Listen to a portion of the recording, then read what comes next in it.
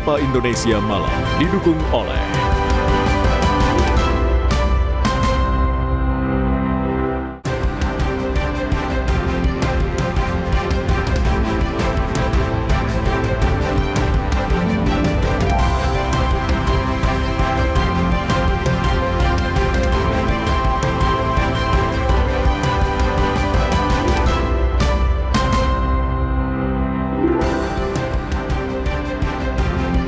Selamat sore, Wakil Menteri Ketenagakerjaan Immanuel Ebenezer menangis saat dihadirkan sebagai tersangka KPK. Noel, saudara, jadi orang pertama di Kabinet Prabowo Gibran yang tersandung kasus korupsi.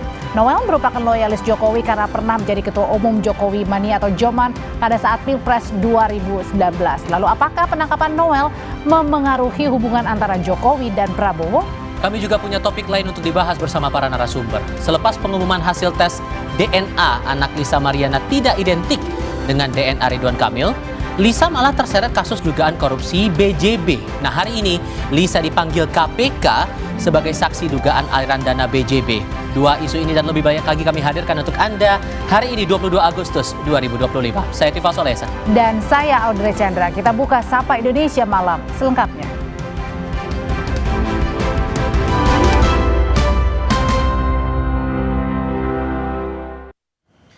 Wakil Menteri Ketenagakerjaan Immanuel Ebenezer Gerungan ditetapkan sebagai tersangka dugaan korupsi pengurusan sertifikasi K3 di Kemenaker. Bersama Noel, Komisi Pemberantasan Korupsi pun menetapkan 10 tersangka lain dalam perkara ini.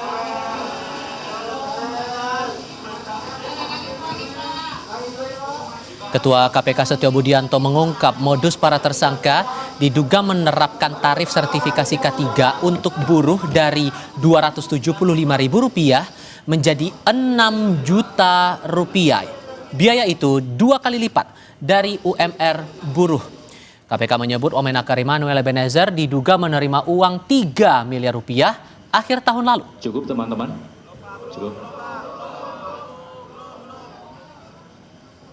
Para pekerja atau buruh harus mengeluarkan biaya hingga Rp6 juta karena adanya tindak pemerasan dengan modus memperlambat, mempersulit, atau bahkan tidak memproses permohonan pembuatan sertifikasi K3 yang tidak membayar lebih tersebut. Sejumlah uang tersebut mengalir kepada pihak penyelenggara negara, yaitu IEG, sebesar 3 miliar pada bulan Desember 2024.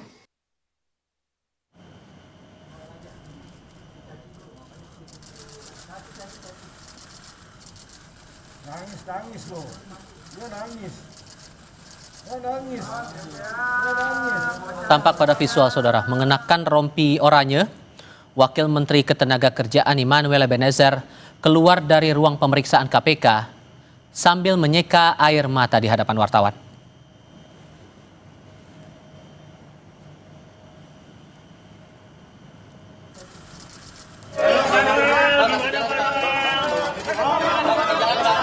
Saat memberi keterangan di hadapan wartawan, Immanuel Ebenezer membantah kasus yang menjeratnya bukanlah kasus pemerasan.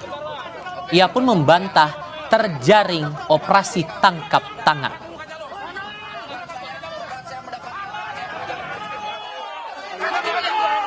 Terhadap rakyat Indonesia dan kasih bahwa saya tidak di OTT. Pertama itu, kedua, kasus saya bukan kasus pemerasan, agar narasi di luar tidak menjadi narasi yang kotor yang memberatkan saya. Dan kawan-kawan yang bersama saya tidak ada sedikitpun kasus pemerasan. Dan apa yang kami lakukan sangat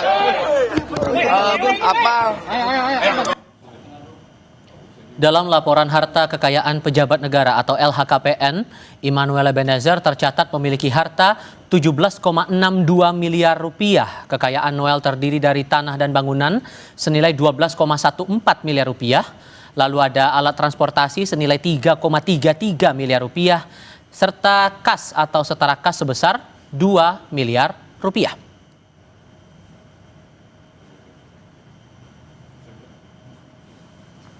Sebelum menjabat sebagai Wakil Menteri Ketenagakerjaan, Immanuel Ebenezer adalah seorang komisaris dari anak perusahaan BUMN PT Pupuk Indonesia Persero.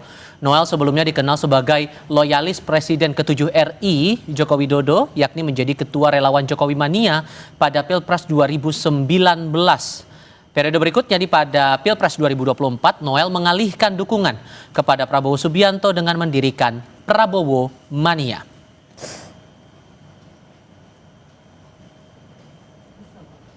Presiden ke-7 RI Joko Widodo menanggapi operasi tangkap tangan KPK yang menjaring wamenaker Immanuel Ebenezer. Ia mengaku mengapresiasi kerja baik KPK dan meminta Immanuel mengikuti proses hukum. Jokowi juga mengajak semua pihak menghormati proses hukum yang berjalan. Saya lakukan hal yang terbaik, kembalikan saya akan perintah. Saya sangat mengapresiasi kerja baik dari KPK. Dan kita semua harus menghormati proses hukum yang ada. Pak, ini kan nama Bapak dibawa apa namanya disebutkan karena Pak Noel sendiri kan dulu relawan Bapak. Benar. Terus gimana Pak? Tanggapannya Pak? Ya, ikuti proses hukum yang ada. Ya. Hal senada juga disampaikan Wakil Presiden Gibran Rakabuming. Ia menghargai dan mematuhi proses hukum yang berjalan serta mendukung pemberantasan korupsi oleh KPK.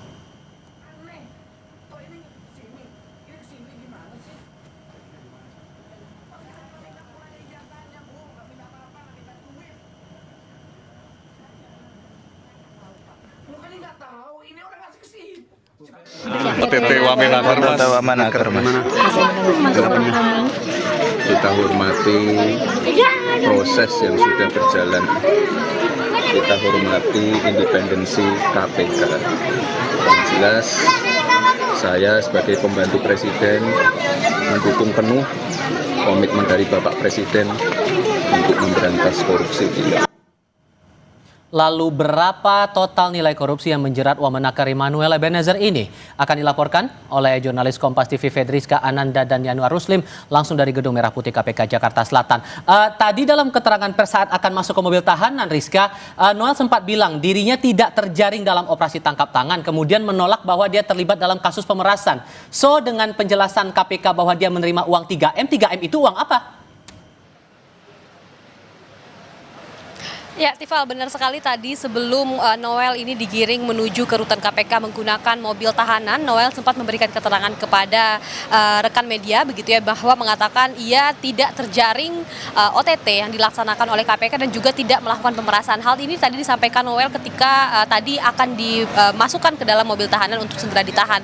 Hal ini memang bertolak belakang dengan keterangan yang disampaikan oleh KPK. Namun memang kalau misalkan kita mengacu kepada press release tadi dibacakan oleh Ketua KPK bahwa sebetulnya kasus ini adalah kasus dari tahun 2019 hingga tahun 2024, di mana kita ketahui Noel ini baru menjabat sebagai wamenaker ini pada tahun 2024 setelah kemudian pemerintahan Presiden Prabowo secara resmi begitu ya, di mana memang kalau misalkan tadi kami juga melihat begitu bagaimana kemudian total dari kerugian negara yang diakibatkan oleh dugaan pemerasan sertifikasi K3 ini sejumlah 81 miliar dan 69 miliar diantaranya ini dialirkan ataupun diterima oleh salah seorang tersangka dengan inisial IBM. Nah, kita juga masih mencari tahu siapakah IBM ini, apakah ini juga merupakan pelaksana negara begitu ya, apakah ini merupakan ASN dari Kementerian Ketenagakerjaan. Tentu kita juga harus mendalami mengenai hal tersebut. Namun tadi jika kita mengacu dari konferensi pers yang disampaikan bahwa IBM lah yang kemudian menerima uang paling banyak sebanyak 69 miliar. Nah, bagaimana dengan Immanuel Ebenezer yang juga ditetapkan sebagai tersangka? Ia diduga menerima uang sebanyak 3 miliar dan juga 1 unit motor. Tentu kita juga harus mengetahui bagaimana kemudian struktur dari kasus ini, bagaimana keterlibatan Noel Ebenezer dan juga 10 tersangka lainnya, masing-masing dari tersangka ini kemudian kontribusinya apa begitu dalam kasus ini, sehingga tentu kita harus dalami. Tadi memang KPK sudah menetapkan 11 orang tersangka dari kasus dugaan pemerasan sertifikasi K3 pekerja ini, di mana kemarin KPK sudah memeriksa sebanyak 14 orang yang sudah diperiksa diperiksa selama lebih dari 24 jam sebelum akhirnya KPK menetapkan hanya 11 diantaranya yang kemudian ditetapkan sebagai tersangka. Tifal.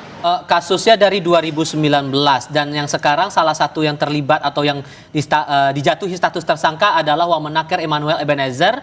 Dugaannya terima uang 3M baru berjalan 2 bulan saat menjabat sebagai Wamenaker. Apakah ada peluang sebetulnya pihak-pihak lain yang menjabat di rentang Kemenaker 2019-2024 ini untuk berstatus sebagai tersangka juga? Adakah penjelasan dari KPK?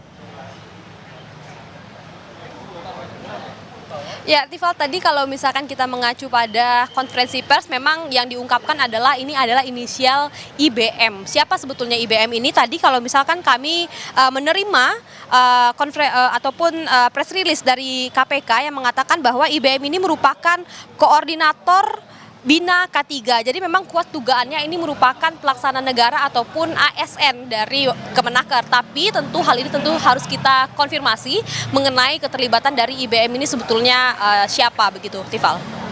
Oke, Fetriska Ananda dan Yanuar Ruslim melaporkan langsung dari Gedung Merah Putih KPK Jakarta Selatan. Terima kasih. Sorotan hukum berikutnya, Saudara Lisa Mariana memenuhi panggilan penyidik KPK untuk diperiksa sebagai saksi kasus dugaan korupsi pengadaan iklan di Bank BJB. Lisa tiba di Gedung Merah Putih KPK Jumat siang dengan ditemani kuasa hukumnya. Ia dipanggil sebagai saksi dalam kasus dugaan korupsi di Bank BJB. Lisa mengatakan akan kooperatif menjelaskan secara rinci informasi yang diketahuinya terkait kasus tersebut. Sementara KPK akan segera memanggil sejumlah pihak dalam kasus ini termasuk Ridwan Kamil.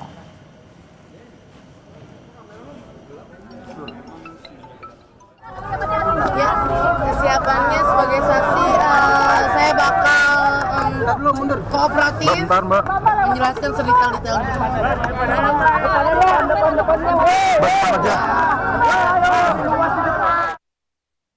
Lisa Mariana berada di gedung KPK diperiksa sebagai saksi sekitar 7 jam. Usai pemeriksaan, Lisa menyebut ia dimintai keterangan soal aliran dana. Kuasa hukum Lisa bilang pemeriksaan terkait Bank BJB dan mantan Gubernur Jawa Barat Ridwan Kamil. Rencananya Lisa bakal dipanggil kembali oleh KPK. Aliran dana aja. Ya, yang jelas sudah valid. Ini mengenai kasusnya Pak Ridwan Kamil di Bank BJB. Untuk masalah itu karena masih ada pemanggilan lanjutan nanti. Jadi tadi masih seputar pertanyaan ya lebih ke permasalahan BJB dengan Pak Ridwan Kamil aja. Tapi kalau ke depannya karena ini ada panggilan selanjutnya itu aja sih. Komisi Pemberantasan Korupsi menyebut membutuhkan keterangan Lisa untuk mengetahui aliran dana non-budgeter di Bank Jawa Barat Banten atau BJB. Terkait apakah akan memanggil mantan Gubernur Jawa Barat Ridwan Kamil yang rumahnya telah digeledah dalam penyidikan kasus ini, KPK belum menjelaskan. Namun bagi KPK, setiap saksi dipanggil berdasarkan bukti-bukti yang telah dipegang. Tentunya keterangan ataupun informasi yang nanti disampaikan oleh saudari LM dalam pemeriksaan dengan penyidik tentu sangat dibutuhkan, ya, sehingga keterangan-keterangan itu nanti akan membantu KPK dalam mengungkap perkara ini, ya, di mana dalam perkara dugaan tindak pidana korupsi pengadaan iklan di BJB ini kan kita ketahui bersama sebagian anggaran digunakan dalam dana non budgeter ya di BJB yang kemudian penyidik terus menelusuri apa sih penggunaan dari dana non budgeter tersebut, untuk apa, untuk siapa. Nah, itu kan sedang didalami. Oleh karena itu dalam penyidikan perkara ini KPK terus melakukan pemanggilan terhadap para saksi, para pihak yang tentunya keterangannya sangat dibutuhkan, ya, termasuk kegiatan-kegiatan penggeledahan yang sebelumnya telah dilakukan. Semua puzzle-puzzle informasi dan keterangan itu nanti akan didalami, dianalisis sehingga membuat terang dari perkara ini.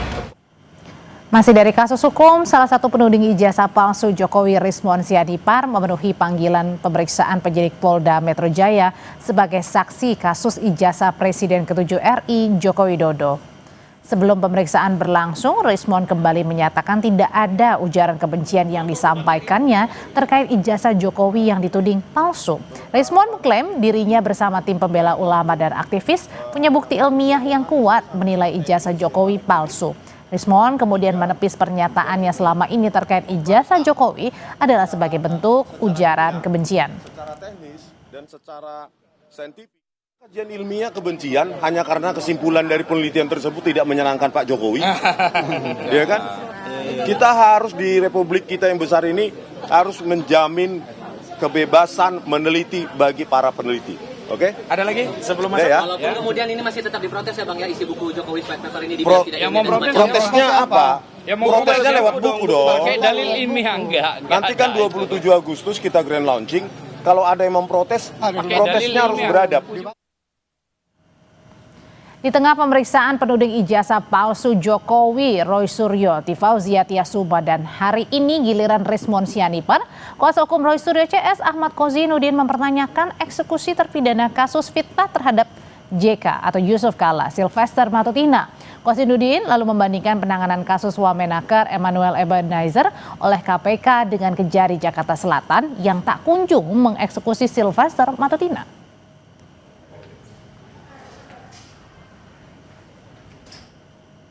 Kami ajak Anda ke Pati, Jawa Tengah. Setelah 1 pekan lebih tidak terlihat usai diminta mundur, Bupati Sudewo akhirnya muncul ke publik. Ia hadir dalam acara pelepasan peserta Raimuna Daerah 13 kontingen kuartir cabang Pati tahun 2025. Bupati Sudewo kembali muncul ke publik setelah sempat menghilang usai di demo warganya 13 Agustus lalu. Bupati menghadiri pelepasan peserta Raimuna Daerah ke-13 kontingen kuartir cabang Pati tahun 2025 di Sanggar Kuarcap Pati Jumat pagi. Sudewo turut mengungkap sikapnya yang menghormati rapat pansus hak angket pemakzulan Bupati Pati yang kini tengah berlangsung di DPRD setempat. Kemarin di Jakarta juga Pak ya infonya Pak? Di Jakarta ya karena itu APKASI, ada rapat APKASI Asosiasi Pemerintah Kabupaten Indonesia dan juga menghadap Pak Menteri. Kalau Pak Pak kemarin Pak sudah ya? Sudah, alhamdulillah doanya. Angket gimana Pak? Ya, monggo saya menghormati proses di sana berjalan. Kalau dipanggil siap datang Pak ya? Ya, insya Allah. Pansus Hak Angket DPRD Kabupaten Pati kembali menggelar rapat keempat dengan agenda pemanggilan Biro Hukum dan Inspektorat Kabupaten Pati. Pemanggilan dilakukan untuk mendalami temuan sebelumnya terkait pemberhentian 220 ex-karyawan atau mantan karyawan RSUD dan mutasi 89 ASN. Pansus juga mendalami legalitas rapat Bupati soal kenaikan pajak hingga 250%. Dalam rapat, anggota Pansus menyoroti adanya dugaan pelanggaran prosedur pengambilan kebijakan.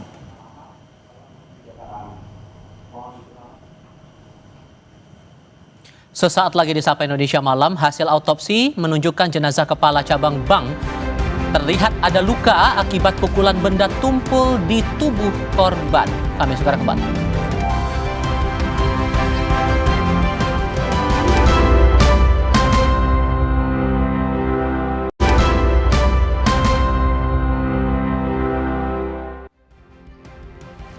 Tim instalasi forensik Rumah Sakit Bayangkara Polri Kramat Jati, Jakarta Timur menemukan luka pukulan benda tumpul di tubuh jenazah Muhammad Ilham Pradipa, kepala cabang bank yang sebelumnya dilaporkan diculik dan ditemukan tewas.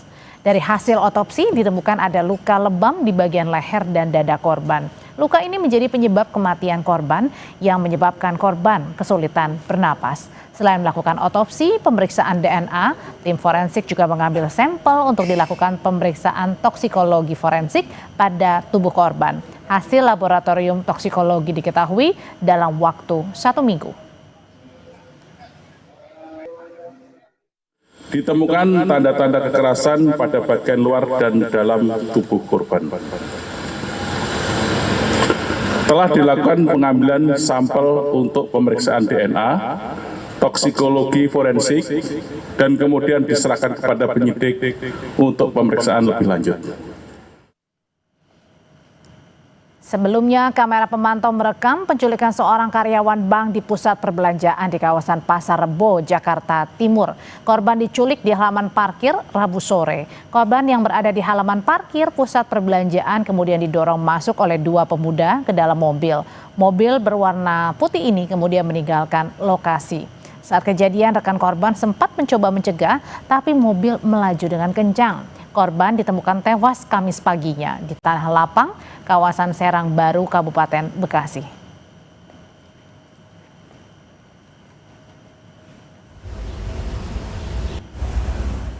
Beranjak ke peristiwa lain, warga Desa Larangan Badung, Pamekasan, Jawa Timur menggelar aksi protes dengan memasang baliho bertuliskan Desa Maling. Lantaran aksi pencurian di desanya masif terjadi dan tidak pernah terungkap. Protes warga Desa Larangan Badung, Kecamatan Palengaan, Kabupaten Pamekasan, Jawa Timur disampaikan dengan memasang baliho bertuliskan "Selamat datang di Desa Maling".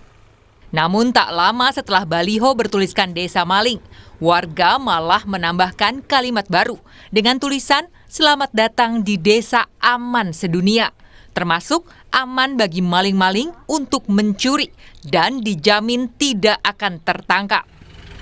Menurut salah seorang warga di desa tersebut, pemasangan baliho bukan berarti penduduknya yang berprofesi maling, tapi pemasangan baliho tersebut lantaran di desanya sering terjadi kehilangan kendaraan bermotor, emas, bahkan yang paling parah sampai ban mobil ikut hilang. Warga yang kehilangan sudah berupaya untuk melaporkan ke pihak kepolisian. Dengan selamat datang di Desa Maling, sebetulnya itu saya yakin bahwa warga Larangan Badung itu banyak yang baik.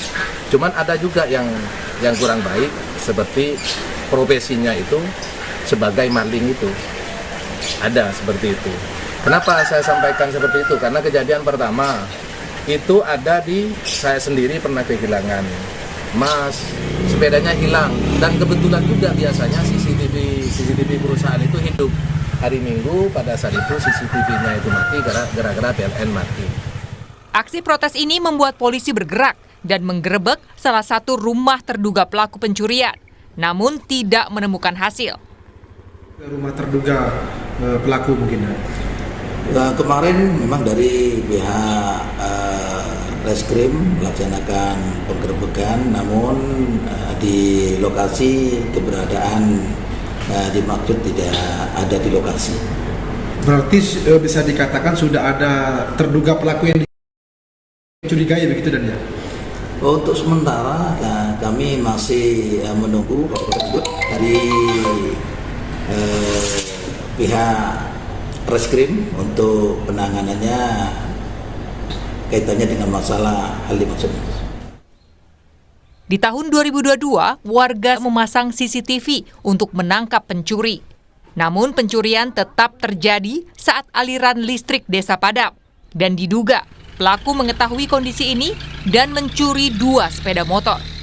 Nurhalis, Kompas TV, Pamekasan, Jawa Timur. Informasi berikutnya dari pemerintah Provinsi Jawa Tengah yang akan menertibkan keberadaan sumur-sumur minyak ilegal pasca peristiwa kebakaran sumur minyak di Blora. Wakil Gubernur Jawa Tengah Taj Yasin meninjau lokasi kebakaran sumur minyak ilegal di Desa Gandu, Kecamatan Bogorejo, Blora, Jawa Tengah. Ia menyebut lokasi sumur minyak tidak tepat karena berada di tengah permukiman warga. Saat ini pemerintah provinsi telah membentuk Satgas mengatur keberadaan sumur-sumur minyak ilegal tersebut. Pak Babu, biasa sini aja Bapak. Masyarakat ini masih banyak yang belum paham bahwa pemahamannya adalah ketika sudah ada sumur minyaknya nanti akan disahkan oleh kementerian atau dilegalkan. Nah ini yang memacu munculnya sumur-sumur baru. Wamenakar Immanuel Ebenezer jadi tersangka dugaan korupsi pengurusan sertifikasi K3 di Kemenaker. Mantan aktivis 98 ini sebelumnya pernah bilang tak ingin pemerintahan Prabowo dirusak koruptor. Lengkapnya sebentar lagi.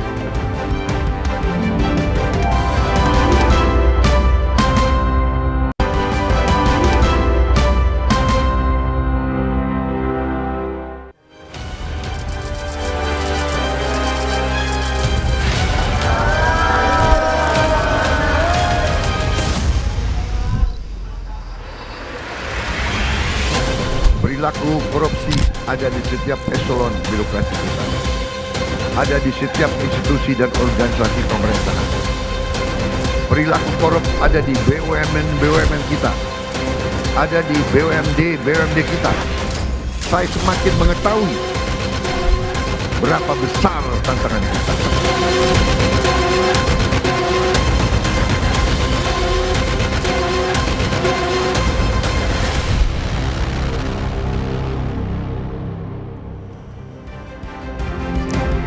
KPK menetapkan Wamenaker Immanuel Ebenezer atau Noel sebagai tersangka kasus dugaan pemerasan atas pengurusan sertifikasi K3 di Kemenaker. KPK menyita sejumlah kendaraan dari 14 orang yang diamankan dan uang senilai 170 juta rupiah, uang 2.200 dolar Amerika Serikat atau setara 36 juta rupiah, serta pecahan uang lainnya. Bukti tersebut dari pihak-pihak yang diamankan dalam kegiatan tangkap tangan ini jumlahnya cukup banyak dan mempunyai nilai yang cukup tinggi. Hal ini relevan bahwa praktik dugaan pemerasan ini sudah terjadi sejak beberapa periode waktu sebelumnya, diperkirakan dari tahun 2019 sampai dengan saat ini. Adapun konstruksi perkaranya, atas penerimaan uang dari selisih antara yang dibayarkan oleh para pihak yang mengurus penerbitan sertifikat K3 kepada perusahaan jasa K3 atau PJ K3 dengan biaya yang seharusnya sesuai dengan tarif PNBP, kemudian uang tersebut mengalir ke beberapa pihak, yaitu sejumlah 81 miliar. Di antara 11 tersangka yang ditetapkan KPK atas dugaan pemerasan sertifikasi K3 di lingkungan Kemenaker, ada sosok berinisial IBM. Ia diduga menerima uang 69 miliar rupiah dari praktik korupsi tersebut. Saudara IBM, selaku Koordinator Bidang Kelembagaan dan Personil K3 tahun 2022 sampai dengan 2025. Pada tahun 2019 sampai dengan 2024, IBM diduga menerima aliran uang sejumlah 69 miliar melalui perantara. Uang tersebut selanjutnya digunakan untuk belanja, hiburan, DP rumah, setoran tunai kepada GAH, HS, dan beberapa pihak lainnya, serta digunakan untuk pembelian sejumlah aset seperti beberapa unit kendaraan roda 4 hingga penyertaan modal pada 3 perusahaan yang terafiliasi PJ K3.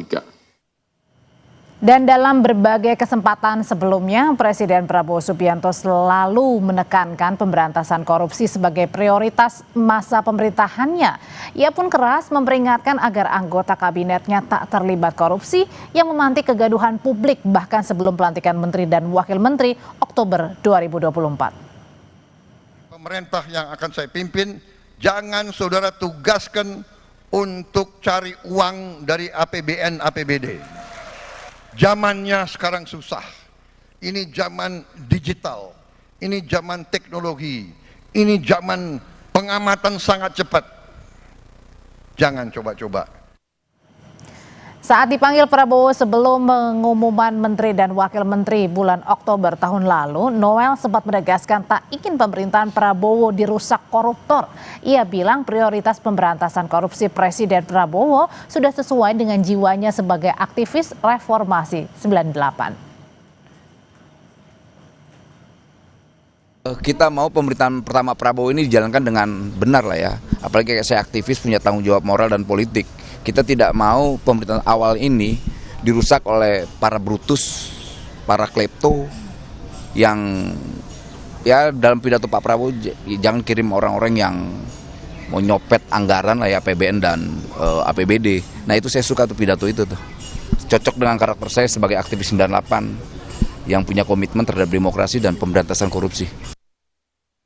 Menteri Tenaga Kerja Yassi Arli menyebut penangkapan Wamenaker Immanuel Ebenezer oleh KPK adalah pukulan berat bagi kementeriannya. Apalagi menurut Yassi Arli, ia sudah berupaya melakukan pembenahan terkait integritas dan pelayanan kementerian. Yassi Arli juga menegaskan tidak akan toleransi jika terbukti ada kasus korupsi di kementeriannya. Bagi saya dan keluarga besar Kementerian Ketenagakerjaan, ini adalah pukulan yang berat.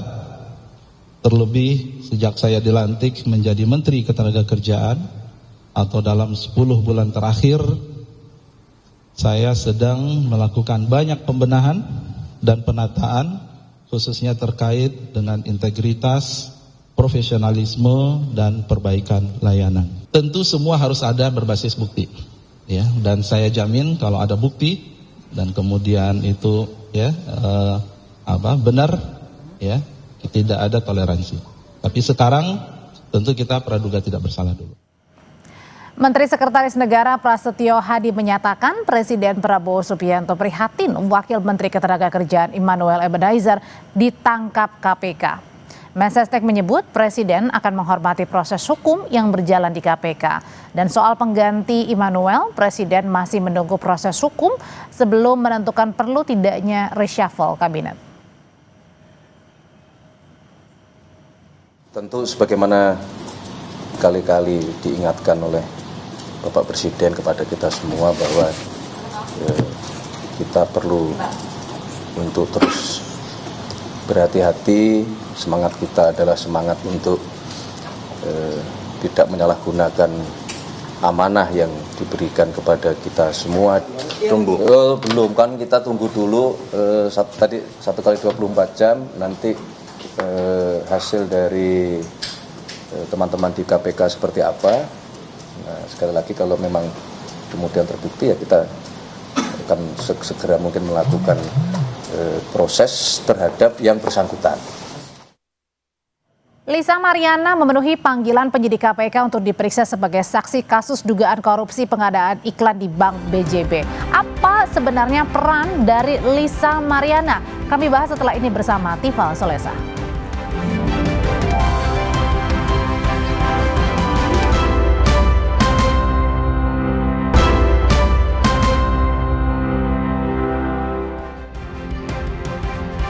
Kita masuk ke menu pertama diskusi malam ini, Saudara. Komisi Pemberantasan Korupsi memeriksa Lisa Mariana dalam dugaan korupsi pengadaan iklan Bank Jawa Barat Banten atau BJB. Lisa diperiksa soal aliran dana non-budgeter. Selebgram Lisa Mariana diperiksa KPK sebagai saksi kasus dugaan korupsi proyek pengadaan iklan Bank Pembangunan Daerah Jawa Barat dan Banten atau BJB. KPK menyebut sangat membutuhkan keterangan Lisa untuk mengetahui aliran dana non-budgeter di Bank BJB. Tentunya keterangan ataupun informasi yang nanti disampaikan oleh saudari LM dalam pemeriksaan dengan penyidik tentu sangat dibutuhkan, ya, sehingga keterangan-keterangan itu nanti akan membantu KPK dalam mengungkap perkara ini, ya, di mana dalam perkara dugaan tindak pidana korupsi pengadaan iklan di BJB ini kan kita ketahui bersama sebagian anggaran digunakan dalam dana non budgeter, ya, di BJB yang kemudian penyidik terus menelusuri apa sih penggunaan dari dana non budgeter tersebut, untuk apa, untuk siapa. Nah, itu kan sedang didalami. Oleh karena itu dalam penyidikan perkara ini, KPK terus melakukan pemanggilan terhadap para saksi, para pihak yang tentunya keterangannya sangat dibutuhkan, ya, termasuk kegiatan-kegiatan penggeledahan yang sebelumnya telah dilakukan. Semua puzzle-puzzle informasi dan keterangan itu nanti akan didalami, dianalisis sehingga membuat terang dari perkara ini. Dalam penyidikan kasus dugaan korupsi Bank BJB, KPK pernah menggeledah rumah mantan Gubernur Jawa Barat Ridwan Kamil. Saat itu KPK menyatakan penggeledahan dilakukan berdasarkan keterangan saksi. KPK dalam ini telah melakukan serangkaian upaya paksa yang telah kami laksanakan setelah surat penyidikan dikeluarkan, yaitu diantaranya terhadap kelima tersangka tersebut telah kami lakukan pencegahan atau pencekalan larangan bepergian ke luar negeri. Kemudian kami juga telah melakukan penggeledahan di beberapa tempat yang kami duga terdapat barang bukti terkait dengan perkara dimaksud. kemudian tentunya kami melakukan penyitaan barang bukti dalam rangkaian proses penggeledahan yang telah kami laksanakan. Dalam kasus ini, KPK telah menetapkan 5 tersangka. Kelimanya adalah Direktur Utama Bank BJB Yudi Renaldi, pimpinan Divisi Korsek Bank BJB Widi Hartoto, dan 3 orang pihak swasta pemilik agensi iklan, yakni Ikin Asikin, Suhendrik, serta Sopan Jayakusuma. Kasus dugaan korupsi pengadaan iklan Bank BJB pada 2021 hingga 2023 diduga merugikan negara hingga 222 miliar rupiah. Kerugian dihitung dari selisih uang yang diterima perusahaan agensi dengan yang dibayarkan ke media massa. Selisih itu digunakan sebagai dana non-budgeter oleh Bank BJB. KPK masih menelusuri siapa saja yang menerima aliran dana ini. Tim Liputan, Kompas TV. Lisa Mariana, pesohor media sosial alias selebgram yang dilaporkan Ridwan Kamil atas pencemaran nama baik malah ikut terseret dalam kasus korupsi BJB. Padahal Ridwan Kamil saja belum dipanggil oleh KPK sebagai saksi. Lalu apa sebenarnya pertimbangan KPK dan apa peran Lisa dalam kasus ini? Kami diskusikan bersama 2 narasumber yang bergabung lewat dalam jaringan. Ada John Boy Nababan selaku kuasa hukum Lisa Mariana dan Saud Sitomorang, Wakil Ketua Komisi Pemberantasan Korupsi periode 2015-2019. Selamat malam semuanya dengan Tifal di studio. Apa kabar? Malam Tifal. Terima kasih semua sudah bergabung bersama kami. Bang John Boy, suara Tifal terdengar ya Bang? Terdengar. Oke, terima kasih sebelumnya sudah mau bergabung bersama kami. Saya paham Anda belum lama ini mendampingi Lisa di KPK dan tadi di awal sempat disebutkan bahwa sudah siap untuk dimintai keterangan dan sempat membawa bukti dokumen. Bukti dokumen ini. Mas suaranya. Oke, kalau sekarang bagaimana? Terdengarkah suara saya dengan jelas, Bang? Putus-putus suaranya. Oke, kita coba perbaiki dulu komunikasi kami dengan Bung John Boy Nababan selaku kuasa hukum Lisa Mariana. Kalau gitu saya coba ke Pak Saud. Pak Saud begini, kalau melihat kasus ini untuk mengetahui aliran dana non-budgeter dengan diperiksanya Lisa dalam perkara ini, sebetulnya arahnya akan dibawa kemana ini kasus kalau Anda menelitinya? Ya, selalu saja bahwa kalau kita bicara peristiwa pidana itu kan nanti yang akan ditanyakan itu kan seseorang itu berbuat apa di dalam kasus itu. Jadi kalau kemudian ada sebutan siapa yang berperan serta, siapa yang itu kan banyak teori-teori ya. Apakah itu teori tingkatan, teori konstruksi faktanya atau teori lain-lain yang bisa digunakan gitu. Terus pertimbangan-pertimbangan yang empirik untuk kemudian siapa duluan diperiksa dari yang lain. Ya kan itu semuanya ada banyak yang bisa digunakan sebagai dasar pemikir oleh penyidik. Kenapa kalau dalam case ini umpamanya yang dipanggil itu bukan kepala daerahnya yang harus bertanggung jawab di dana non budgeter itu dalam hal ini siapa tadi itu? Ridwan Kamil. Ibu tadi siapa? Lisa Mariana. Dalam hal ini kenapa Lisa dipanggil duluan itu bukan berarti juga nanti RK-nya nggak dipanggil. Itu yang strategi penyelidikan saja sebenarnya. Strategi penyidikan itu sangat common sense. Yang esensi kan sebenarnya setiap orang pingin diklarifikasi dari temuan-temuan yang sudah mereka peroleh. Karena begini, ketika penyelidikan saja mereka kan situ 2 bukti udah cukup. Siapa berbuat apa dan siapa yang kalau ada peran serta. Masuk ke penyidikan makin nyata lagi. Jadi kemudian kalau itu bertahap, itu mungkin hanya teknik-teknik mereka saja gitu, Tifal. Oh, oke. Tapi apakah pemanggilan Lisa lebih dulu baru RK ini masih ada kaitannya dengan kasus antara kedua belah pihak ini di perkara yang lain atau perkara sebelumnya? Oh, bisa saja itu di luar dari perkara yang kan kalau perkara itu kan harus disebutkan pasal mana yang berpotensi untuk dikenakan. Jadi ini perkaranya tentu di kaitan yang 222 tadi, tidak ada perkara lain, mungkin itu sesuatu yang terpisah. Jadi maksudnya peran setiap orang di 222 ini apa gitu.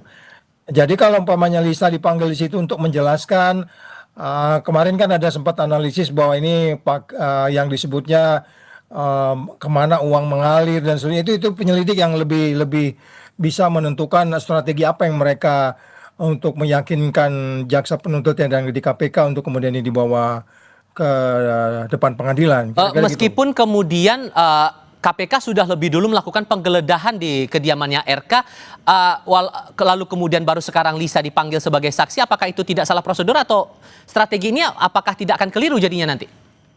Ya kan kalau penggeledahan kan itu sebenarnya kan dilakukan untuk membuat sesuatu menjadi lebih jelas. Ya, tetapi by common definition, by akal sehat, nggak mungkin juga orang digeledah kalau dia tidak harus bertanggung jawab di situ atau tidak terkait di situ. Katakanlah tidak terkait atau katakanlah terkait. Jadi tinggal bagaimana sebenarnya itu bisa nanti potongan-potongan informasi yang diperoleh, apakah itu lewat Ridwan Kamil duluan atau Lisa duluan, itu soal strategi mereka aja itu. Oke. Saya pastikan dulu Bang John, suara saya terdengar jelas ya Bang? Jelas sudah. Oke. Tadi kan disebutkan bahwa Lisa bersama dengan tim hukumnya, tim Anda membawa sejumlah dokumen. Apakah dokumen ini terkait dengan transaksi, bukti-bukti penerimaan uang atau dokumen apa sebetulnya Bang? Jadi begini, tadi itu klien kami Lisa Mariana itu dipanggil hanya diminta sebatas keterangan awal saja. Jadi pihak penyidik dari KPK itu berbicara karena bukti kami belum begitu lengkap, maka nanti ditunggu sampai pemanggilan selanjutnya untuk menyerahkan bukti-bukti yang diperlukan oleh penyidik KPK. Itu saja sih. Bukti awal itu maksudnya apakah berkaitan dengan pengetahuan Lisa terhadap 5 tersangka atau pengetahuan dia tentang aktivitas atau komunikasi dengan RK sehubungan dengan BJB ini, atau konteksnya kemana Bang? Tadi kan perkaranya itu adalah perkara masalah aliran dana BJB. Ya, nah, jadi sebatas klien kami Lisa itu yang ditanyakan adalah adakah aliran dana ke dia yang diberikan dari Pak Ridwan Kamil sendiri gitu loh. Apakah kemudian ini juga mengonfirmasi RK memberikan uang kepada Lisa atau ada bukti transaksi juga? Apakah itu dikonfirmasi? Kalau menurut keterangan klien saya Lisa Mariana sih, kalau Pak RK emang selama hubungan mereka berdua emang ada diberikan kepada Lisa, tapi kan Lisa tidak mengetahui bahwa uang itu bersumber dari mana. Hanya sebatas itu saja sih. Dari rekening siapa? Apakah dari rekening RK atau dari pihak lain? Ada berbentuk cash, ada yang transfer juga. Nominal rentang berapa? Kalau itu tidak ada kapasitas saya untuk berbicara karena itu yang lebih berwenang dari KPK sendiri. Jadi saya tidak bisa menyebutkan nominalnya itu gitu karena terlalu sensitif, Mas. Oke, gitu. Saya coba tegaskan dulu. Berarti ini penerimaan itu datang dari rekening RK atau dari pihak ketiga? Dari pihak ketiga. Oke, dan itu dalam rentang atau frekuensi waktu tertentu atau dalam satu kali atau gimana pemberian itu? Karena perkenalan antara RK dengan LM ini kan dari 2001. 2021. Okay. Nah, selama mereka perhubungan mereka ya ada beberapa diberikan uang untuk kebutuhan Lisa sendiri sampai terputusnya mereka komunikasi, itulah yang diterima Lisa gitu. Oke, dan pihak ketiga itu juga terlibat dalam lingkaran kasus ini dan bakal dipanggil atau sudah dipanggil, sepengetahuan Anda gimana? Jadi menurut klien saya tadi Lisa Mariana bahwa akan ada, karena kan yang sudah ditetapkan 5 tersangka, jadi akan ada lagi pemanggilan dan akan lebih banyak lagi yang dilibatkan menjadi tersangka. Oke, uang itu saat diterima disebutkan bahwa bisa untuk dipakai untuk keperluan apa atau sudah dipakai dalam bentuk apa, Bang? Jadi kan bicara BJB ini adalah proyek masalah iklan kalau tidak salah saya tadi mendengar. Nah, yang ditanyakan kepada klien saya adalah ada hubungan kerjasamakah atau kontrak atau apapun. Nah, klien saya itu tidak pernah mengetahui permasalahan BJB ataupun pekerjaan yang menurut yang tadi pertanyaan dari penyidik untuk iklan dan lain-lain gitu.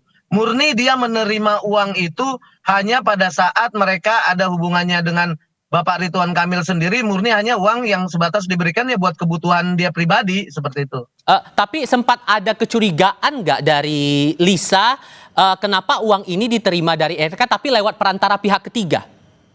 Nggak ada, karena kan ya Lisa Mariana ini kan juga umurnya juga masih muda, begitu dikasih duit ya dia terima saja, dia tidak pernah mau mengetahui bahwa ini uang dari mana ataupun sumbernya dari mana gitu.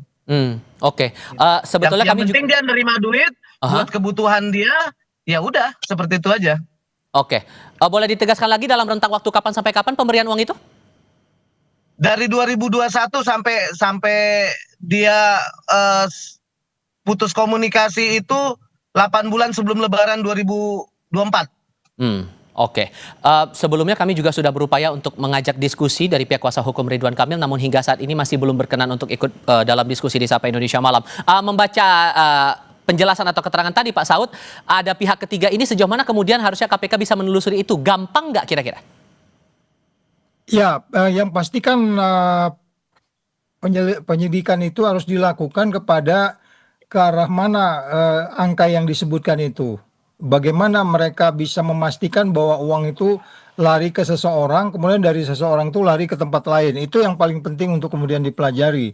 Jadi sekali lagi memastikan bahwa itu adalah, karena itu BUMN milik negara, kemudian negara bisa menggunakan katakanlah prinsip-prinsip follow the money yang mereka lakukan untuk memastikan sebenarnya kalaupun katakan kita hilangkan aja faktor Lisa di sini ya, kita anggap tidak ada hal-hal yang terkait dengan apa itu pertemanan apapun bentuknya lah, transfer, kita hilangkan aja variabel Lisa di sini. Di angka 22 itu kan penyidik sudah bisa memastikan apa perbuatan seseorang dan siapa yang harus bertanggung jawab. Nah kemudian kita setelah itu masuk, kemudian faktor Lisa kita masukkan. Katakanlah ada transfer kemudian lewat seseorang atau lewat siapapun diberikan kepada Lisa untuk kemudian untuk kepentingan hubungan RK dan Lisa umpamanya gitu. Jadi sekali lagi kan muaranya tetap kalau penyelidik itu ini nothing personal, ini nggak ada urusan yang personal kan gitu ya, hubungan personal itu soal lain. Tetapi hanya melihat sejauh apa itu kemudian ada sejumlah uang yang harus dipertanggungjawabkan sebesar 222 mengalir kemana saja sehingga kemudian nanti kita KPK bisa melihat konstruksinya apakah memang dia bisa masuk di pasal 55-nya ikut di dalam yang harus bertanggung jawab di kasus ini kan gitu. Jadi sekali lagi kalau kemudian ada konstruksi Lisa dipanggil dulu di luar daripada RK sendiri, ini mereka hanya taktikal aja, soal teknis saja. Biasa memang dari yang paling minor dulu sampai nanti ke atas gitu. Dan keyakinan kita kalau memang itu nanti perhitungan 222 itu udah fix, udah pasti, ya itu sebenarnya hanya proses waktu saja gitu Tipal. Pertanyaan barunya juga begini Bang John, karena kan setelah kemarin diumumkan hasil tes DNA oleh pihak Polri, Lisa kan melakukan live di media sosial waktu itu dan menyebut dalam kondisi yang cukup emosional dia menyebutkan akan membongkar semua kasus yang berkaitan langsung dengan RK. Apakah ini berkaitan juga dengan BJB atau ada perkara lain yang masih berkaitan dengan RK? Jawabnya nanti, kita jeda sebentar. Kami segera kembali.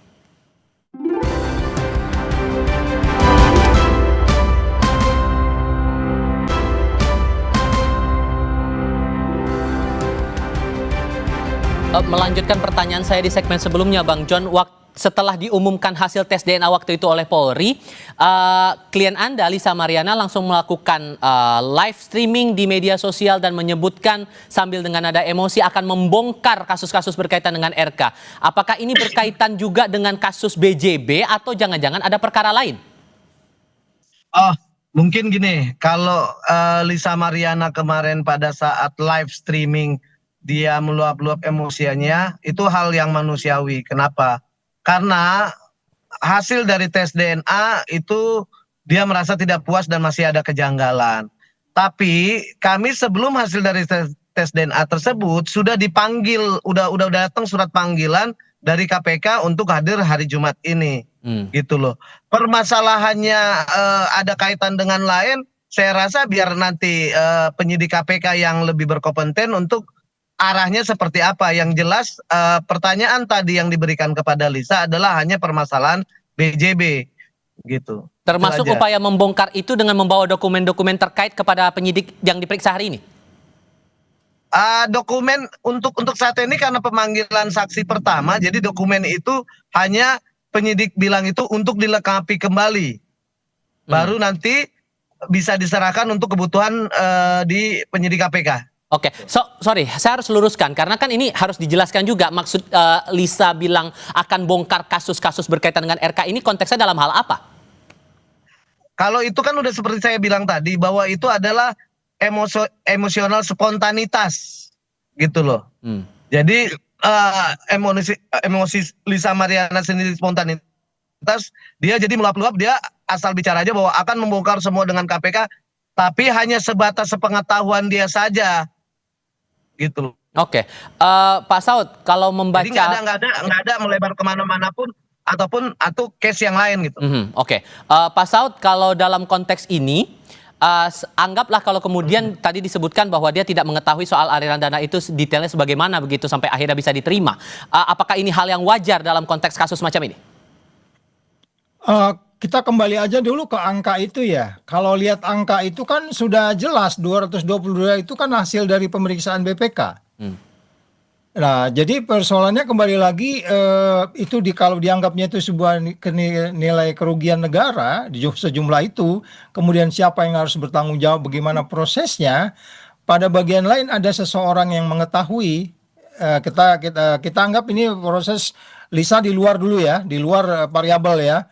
Karena memang dia tidak di kantor, dia berada di luar, nggak sehari-hari juga di kantor provinsi kan gitu. Dia kan di dalam case ini kan dalam hal ini KPK itu selalu walaupun saya sering debat, mereka selalu percayakan follow the money. Jadi untuk membuktikan angka 222 ini kemana, karena mereka harus buktikan juga angka 222 ini angka yang dihitung oleh BPK ini kemana larinya. Dan kemudian mereka akan dari sana nanti akan terlihat bagaimana itu bisa terjadi, terus siapa-siapa yang berperan di situ. Jadi kalau kembali lagi kita masukkan faktor Lisa ini di luar dari peristiwa pidana itu sudah terjadi. Jadi artinya gini loh, uang ngambil baru uang dikasih ke orang lain, bisa jadi seperti itu. Kecuali kalau dalam hal ini ada perbuatan dia dalam peristiwa pidana ini yang memenuhi unsur-unsur untuk kemudian Lisa ikut di dalam case ini. Jadi ini penilaian saya bisa salah. Jadi masih dalam konteks follow the money. Kemana uang itu yang besar itu yang diduga mengalir kepada RK. Kira-kira gitu, Mas Ipa. Follow the money-nya itu selama ini Anda melihatnya bahwa konteks dari upaya penyidik melakukan penelusuran uang itu masih sesuai norma, masih sesuai aturan ya? Atau malah ada catatan di sini?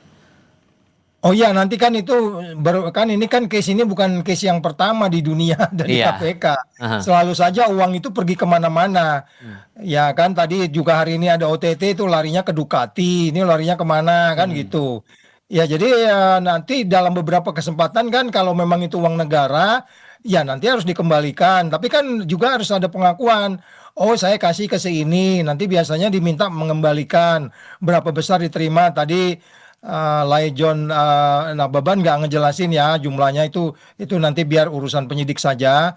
Apakah nanti itu diminta mengembalikan kalau jumlahnya signifikan? Jumlahnya hanya untuk kemudian makan malam, untuk beli baju, ya lucu juga KPK yang ngurusin beli baju aja diminta kembali gitu. Nggak mungkin juga. Nanti biarin aja itu John yang ngejelasin ke penyidik. Bang John, sepanjang pemeriksaan hari ini ada arahan dari penyidik untuk mengembalikan uang atau tidak? Nggak ada. Cuman melengkapin berkas-berkas yang diperlukan oleh penyidik saja. Oke, dan itu direncanakan akan dipanggil lagi kapan? Kita hanya menunggu surat dari panggilan dari penyidik gitu. Oke.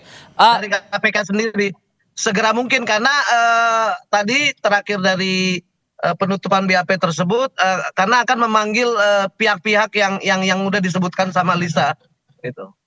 Oke. Tapi di sisi lain juga begini, dari pihaknya RK, dari kuasa hukumnya juga bilang akan membuka peluang untuk damai dengan Lisa Mariana. Anda merasa bahwa ini memang ruangnya cukup baik atau jangan-jangan ini masalah dia bilang kemarin di live streaming bahwa dia akan membongkar kasus RK? Oh enggak. Itu konteksnya kan berbeda. Kalau bicara masalah ruang damai tersebut kan kita berbicara masalah perkara yang di Bareskrim. Pencemaran nama baik tersebut gitu loh. Gitu yang sudah final dengan tes DNA tersebut. Disitulah bicaranya untuk masalah restoratif justice tersebut. Tidak ada terkaitan dengan masalah KPK. Dan hal apa lagi yang rasanya mungkin akan coba apa istilahnya ya, untuk coba dibungkam, coba diungkap oleh Lisa Mariana saat nanti akan dipanggil lagi oleh KPK yang kita belum tahu nih jadwalnya kapan, kan tinggal menunggu waktunya sekarang. Hal apa lagi yang akan coba diungkap lagi?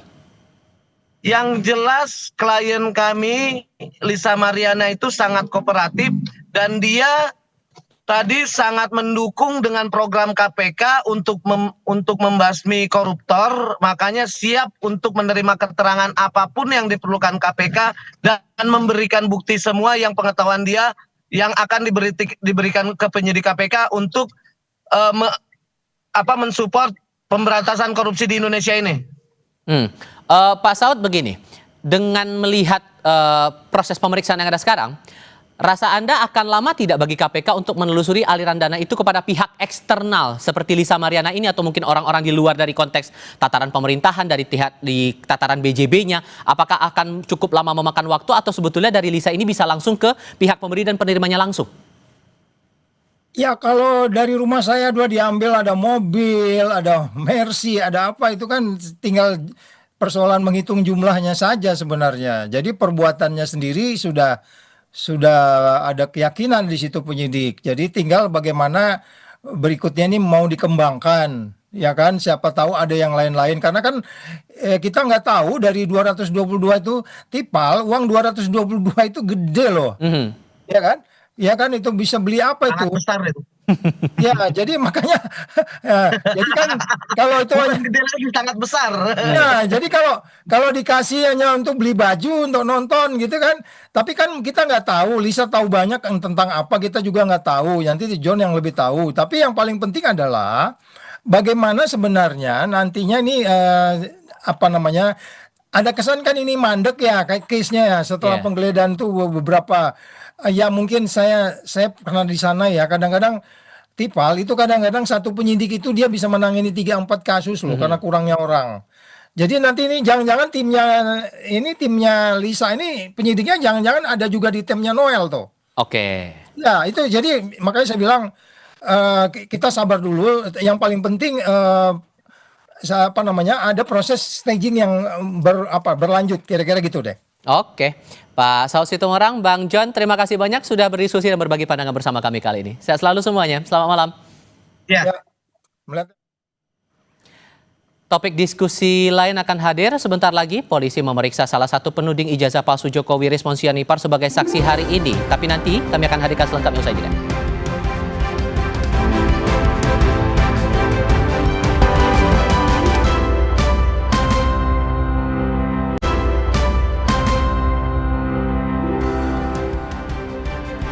Sebelum ke diskusi berikutnya, kami ajak Anda mengikuti informasi berikut. Tim instalasi forensik Rumah Sakit Bayangkara Polri, Kramat Jati, Jakarta Timur, menemukan luka pukulan benda tumpul pada tubuh jenazah Muhammad Ilham Pradipa, kepala cabang bank yang sebelumnya dilaporkan diculik dan ditemukan tewas. Dari hasil autopsi ditemukan luka lebam pada bagian leher dan dada. Luka ini menjadi pemicu kematian korban yang membuatnya kesulitan bernapas. Selain melakukan autopsi pemeriksaan DNA, tim forensik turut mengambil sampel untuk dilakukan pemeriksaan toksikologi forensik pada tubuh korban. Hasilnya diketahui dalam waktu 1 minggu.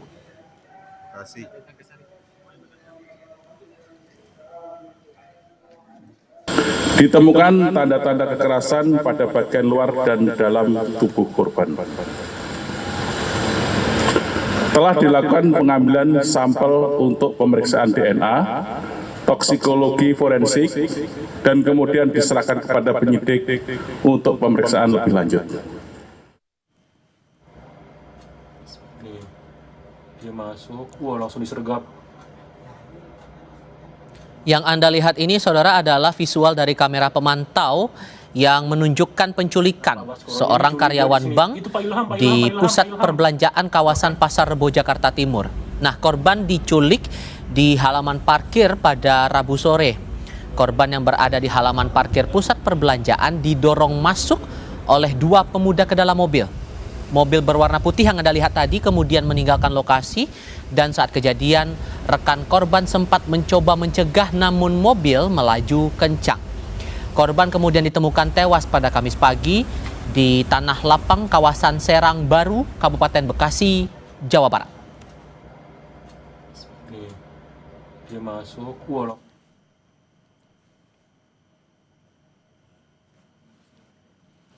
Berita berikutnya datang dari Mapolda Metro Jaya. Salah satu penuding ijazah palsu Joko Widodo, Rismon Sianipar, memenuhi panggilan penyidik sebagai saksi dalam kasus ijazah Presiden ke-7 RI Joko Widodo.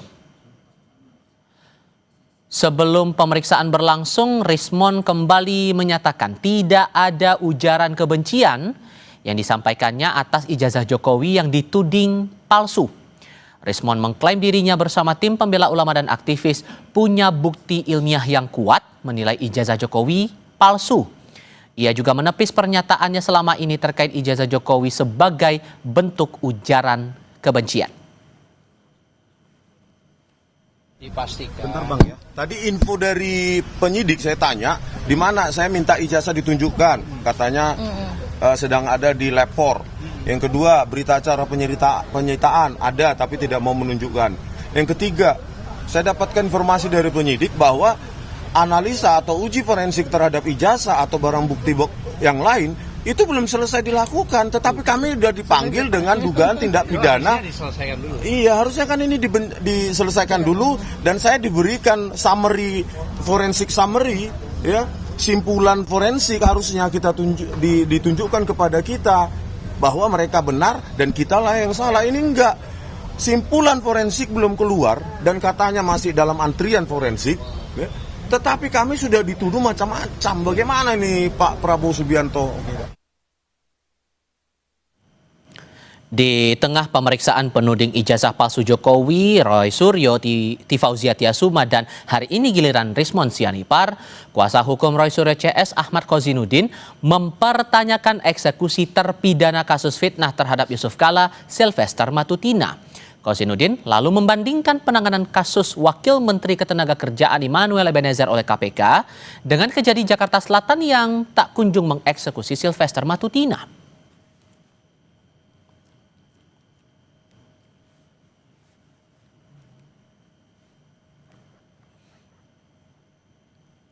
Audrey Chandra akan memandu diskusi menarik lainnya usai jeda. Wamenaker Immanuel Ebenezer jadi anggota kabinet Presiden Prabowo pertama yang terseret kasus dugaan korupsi.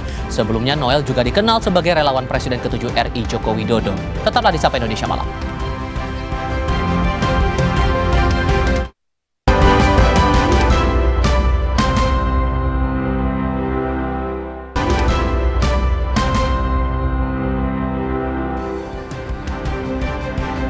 Wakil Menteri Ketenagakerjaan Immanuel Ebenezer Gerungan ditetapkan sebagai tersangka kasus dugaan korupsi pengurusan sertifikasi K3 di Kemenaker. Bersama Noel, KPK juga menetapkan 10 tersangka lainnya. Ketua KPK Setio Budianto mengungkap modus para tersangka diduga menerapkan tarif sertifikasi K3 untuk buruh dari Rp275.000 menjadi Rp6 juta. Biaya 6 juta itu 2 kali lipat dari UMR buruh. KPK menyebut Wamenaker Immanuel Ebenezer diduga menerima uang Rp3 miliar akhir tahun lalu.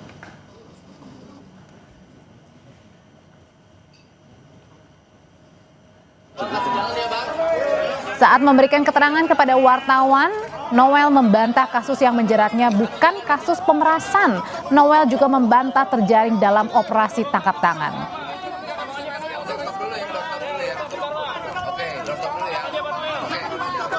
Terhadap rakyat Indonesia dan kasih bahwa saya tidak di OTT. Pertama itu, kedua, kasus saya bukan kasus pemerasan agar narasi di luar tidak menjadi narasi yang kotor yang memberatkan saya dan kawan-kawan yang bersama saya. Tidak ada sedikitpun kasus pemerasan dan apa yang kami lakukan sangat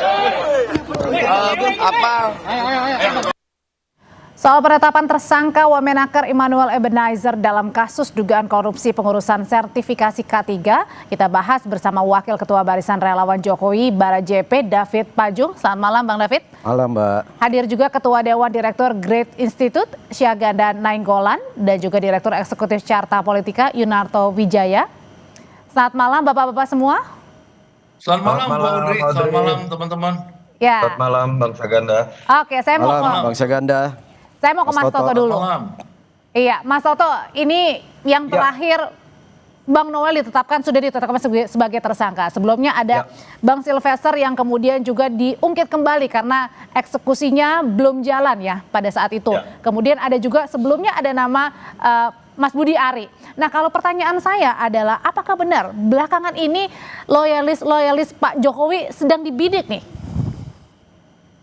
Iya, saya berharap tidak ya Audrey, karena kalau betul itu terjadi berbahaya sekali. Bahwa negara kita berarti negara kekuasaan, bahwa aparat penegak hukum bergerak mengikuti arah angin dari kekuasaan yang menyuruh mereka untuk menarget kelompok tertentu.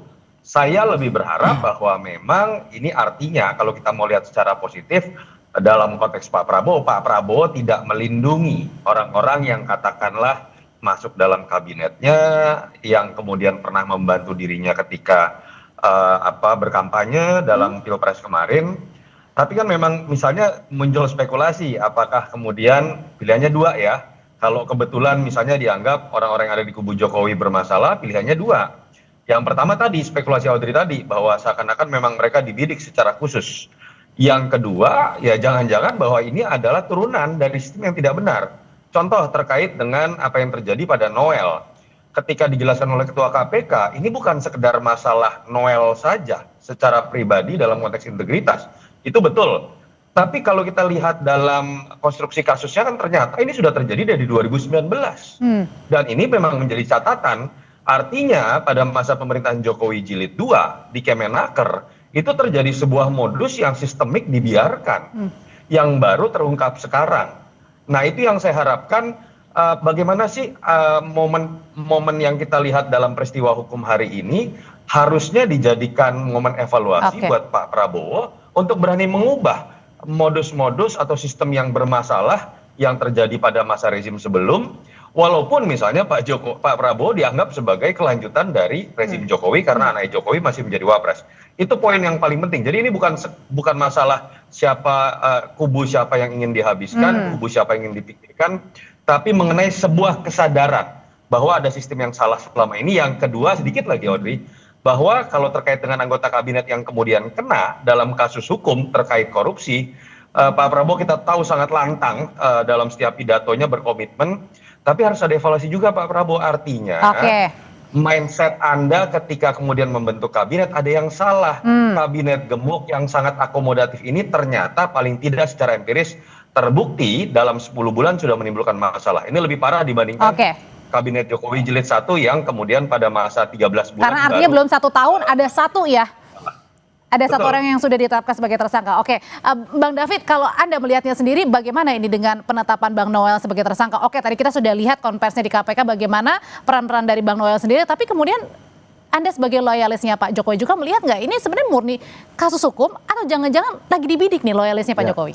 Yang pertama, sebelum saya menjawab itu Mbak, saya menyampaikan rasa empati dan simpati kepada sahabat saya Bro Noel ya. Apapun itu, saya yakin Noel mampu menghadapi masalah ini secara gentle.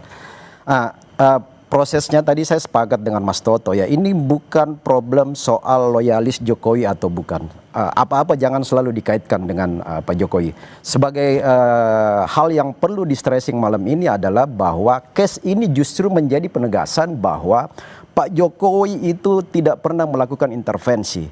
Ini satu tanda bahwa intervensi sangat jauh dari karakter seorang Jokowi. Kalau mau melakukan intervensi saya pikir bukan loyalis Jokowi yang disasar. Kalau ada intervensi itu. Buktinya bahwa para aktivis-aktivis dari yang dulu pendukung Jokowi, walaupun sekarang seperti Noel ini sudah merubah nama organnya dari Jokowi mania menjadi Prabowo mania, artinya sudah bergeser menjadi pendukung Prabowo. Tetapi poin pentingnya adalah bahwa penguasa sekarang juga itu Prabowo Gibran itu membebaskan ruang-ruang hukum itu pada SOP dan ruang-ruang yang seharusnya terjadi. Tapi Bang David, ada juga terkesan tadi kata Mas Toto bilang terkesan jangan-jangan ada pembiaran juga nggak yang jangan-jangan ini dilakukan oleh pemerintahan era Pak Jokowi ini. Karena ya itu tadi case-nya Bang Noel sudah dari 2019 meskipun Bang Noel sendiri baru dilantik kan. Tapi case-nya itu dari 2019 sudah ciumnya. 2019 sepakat. Kemudian kasus Sylvester juga belum dieksekusi di eranya Pak Jokowi. Makanya sebenarnya kejadian ini harus dijadikan momentum kepada seluruh stakeholder ya, baik oleh Presiden Prabowo Gibran sendiri maupun oleh semua lembaga-lembaga penegak hukum baik dari KPK, kejaksaan maupun kepolisian.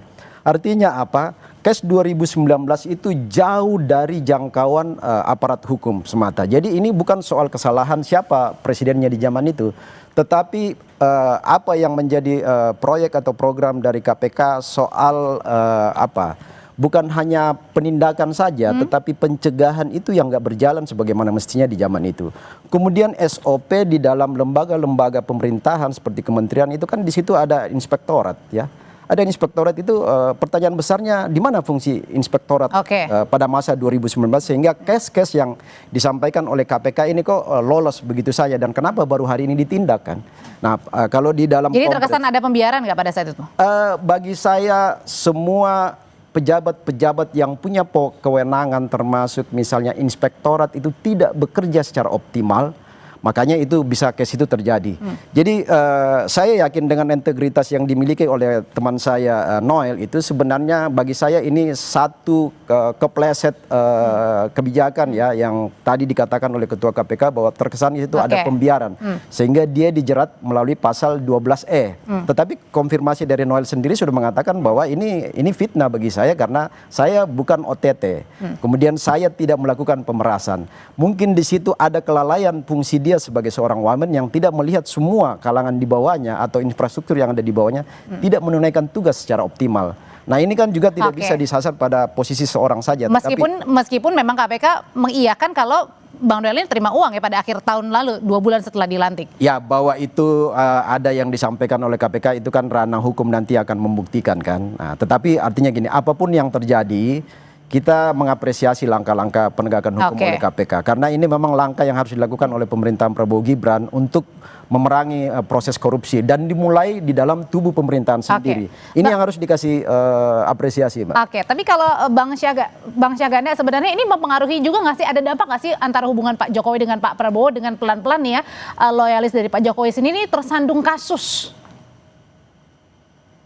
Ya, pastinya kan karena kan memang yang terjadi sekarang itu kan kalau kita melihat apa yang dilakukan Noel terakhir ini kan dia skakmat kan terhadap Prabowo karena dari semua yang tidak bisa dibantah ya dari analisa big data dan macam-macam analisa tentang keberhasilan Prabowo dalam 8 bulan ini itu kan satu-satunya yang diapresiasi orang kan pemberantasan korupsi. Ya sampai kemarin pidato beliau di acara 14 ini apa namanya di MPR itu DPR MPR itu lagi dia bilang sampai dia bilang Panglima TNI, Kapolri, even Partai Gerindra sendiri saya akan hantam kalau korupsi. Nah tiba-tiba yang korupsi itu kabinetnya namanya si Noel.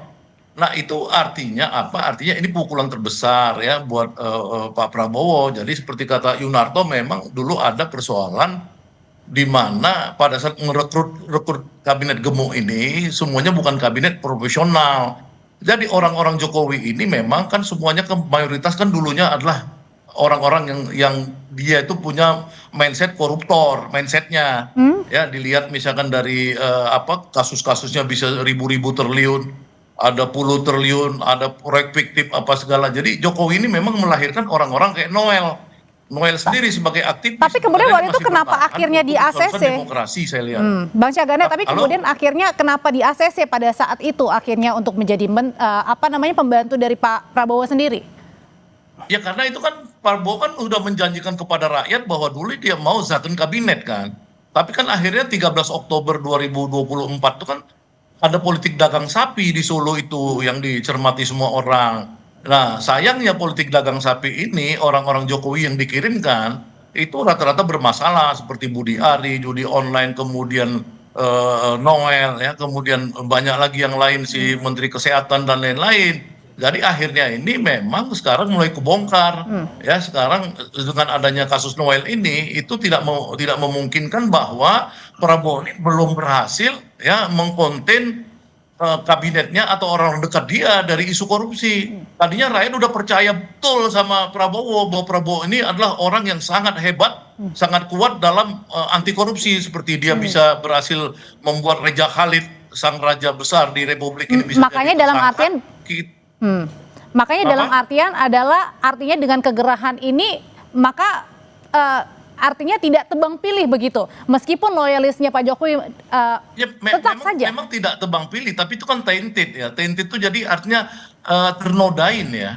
Jadi Prabowo ini belum setahun udah ternodain, ada kabinetnya ya. Kalau di pemerintahan-pemerintahan sebelumnya, umumnya itu kan orang mau korupsi itu ya nunggu-nunggu 2 tahun gitu kan, baru reshuffle tuh di 2 tahun. Sekarang belum lagi 1 tahun udah kasus korupsi OTT itu gimana ya, walaupun Noel orangnya tetap mempertahankan isu demokrasi, perbedaan pendapat, tapi dalam konteks korupsi ini kan faktanya kan, bahkan saya sebelum ini juga ada kasus di mana Noel juga di kalangan aktivis diperbicarakan tentang hal-hal yang mirip-mirip gitu. Cuman saya kaget kok kasusnya kasus yang malah kasus ini gitu. Ada yang kasus harus diklarifikasi, Mbak. Yang tadi mungkin sampai itu bisa kebongkar juga gitu. Bentar Bang, tadi ada yang mau diklarifikasi kenapanya Bang? Kenapa Bang David? Mungkin minta maaf Bang Syaganda. Jadi yang perlu diklarifikasi itu bahwa pernyataan Bang Syaganda seolah-olah Jokowi memproduksi orang-orang yang punya kemampuan atau misalnya yang berkarakter koruptor. Saya pikir itu harus diklarifikasi.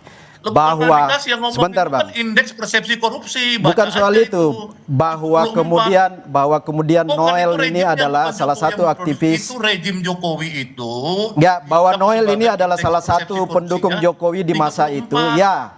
Tetapi tadi yang disampaikan Bang Narto bahwa ini bukan persoalan siapa, persoalan korupsi ini adalah persoalan individu tentang posisi dan jabatan yang mungkin diselewengkan atau misalnya kelemahan di dalam menjalankan tugas. Bukan persoalan dia datangnya dari siapa. Dan harus diklarifikasi bahwa Jokowi tidak pernah menciptakan orang yang punya karakter itu. Itu yang harus diklarifikasi. Indeksnya itu ada ukurannya, kita bukan kasus. Iya, tetapi bukan dengan sadar menciptakan orang yang berkarakter koruptor. Bahkan Jokowi dituduh koruptor nomor 2 terbesar di dunia oleh CCRP. Kenapa sih? Fakta aja, kita nggak usah ini fakta. Kita cuma mau menafsirkan bagaimana Noel ini, kita tafsirkan fakta itu gitu loh. Kalau faktanya udah fakta. Ya, bahwa Noel ini adalah pendukung Jokowi di masa itu ya. Tetapi yang harus disampaikan bahwa Pak Jokowi sebagai seorang presiden yang punya kemampuan dan keberhasilan yang luar biasa juga harus diberi apresiasi yang tinggi ya. Karena apa-apa yang dilakukan Jokowi di masa lalu, termasuk menteri-menteri di zaman Jokowi, berapa orang yang masuk bui? Orang-orang dekat beliau semua yang melakukan pelanggaran juga masuk dalam proses hukum. Jadi nggak ada. Jadi ini balik lagi artinya ke personal begitu ya, bukan personal. Korupsi itu adalah karakter personal seseorang sehingga memang harus dijerat melalui proses-proses hukum yang ada. Tidak, korupsi itu ada personal, ada budaya. Banyak baca dikit, kenapa sih? Korupsi itu produk budaya dong korupsi. Kalau di Jepang itu budayanya itu bunuh diri itu tapi korupsi itu bukan proses kaderisasi loh Bang, bukan satu orang menciptakan koruptor yang lain, bukan, itu yang harus diklarifikasi. Oke, Mas Toto mau menjawabnya. Budaya korupsi itu ada, jadi korupsi harus dilihat dari struktural, dari budaya juga. Makanya orang-orang di Jepang itu, di Korea Selatan, ya kalau dia korupsi dia bunuh diri. Noel tuh suruh bunuh diri, kenapa sih? Oke. Ini kan sudah ditetapkan sebagai tersangka Bang. Ini kasusnya masih berproses. Kenapa Mas Toto? Apa yang menjadi concernnya di sini? Kalau terkait tanggung jawab pribadi kita sepakat. Itu ranahnya KPK. Dan biarkan penahanan 20 hari, proses nanti menuju pengadilan akan membuktikan seperti apa. Tapi yang perlu kita bahas apalagi secara politik kan menurut saya perlu ada otokritik. Baik dalam konteks ketika berbicara pemerintahan sebelum di bawah pemerintahan Jokowi ataupun dalam konteks Prabowo Gibran. Otokritik buat pemerintahan Jokowi yang pasti kita fokus deh dalam kasus mengenai Noel ini. Tadi saya sudah sebutkan bahwa kasus ini tidak berdiri sendiri. Bahwa ketika ada tindakan pemerasan, tindakan meminta, tindakan menerima uang, ternyata ini turunan dari sebuah budaya atau sistem yang sudah terjadi dari 2019. Ini yang kita dengar langsung dari Ketua KPK. Artinya kan kita harus mengakui bahwa pada masa pemerintahan Jokowi Jilid 2 terjadi sebuah budaya yang dibiarkan selama 5 tahun. Nah, otokritik ini yang kemudian harus dilihat dan dilakukan perbaikannya oleh pemerintahan Prabowo. 2 hal yang menjadi otokritik pemerintahan Prabowo. Pertama, perbaiki sistem itu. Dan apakah ini jangan-jangan tidak hanya terjadi di Kementerian Tenaga Kerja, kan itu yang harus dievaluasi. Yang kedua, dalam konteks otokritik dan evaluasi Pak Prabowo terhadap bagaimana kualitas dari kabinetnya. Ketika Pak Prabowo kemudian melihat bahwa kemudian politik akomodatif ini menampung relawan, menampung 55 wakil menteri terbesar sepanjang sejarah, menampung kader partai terbanyak sepanjang sejarah. Fakta empirisnya dalam 10 bulan memperlihatkan bahwa terjadi kasus yang Pak Prabowo paling takutkan terjadi kalau kita lihat dalam teriakan-teriakan pidato Pak Prabowo.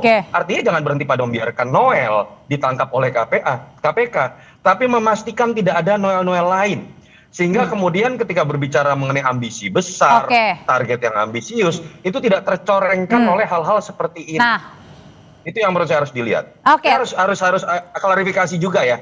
Tadi tidak benar loh Bang David kalau dikatakan hanya pembiaran yang terjadi oleh Noel sebagai seorang wamen.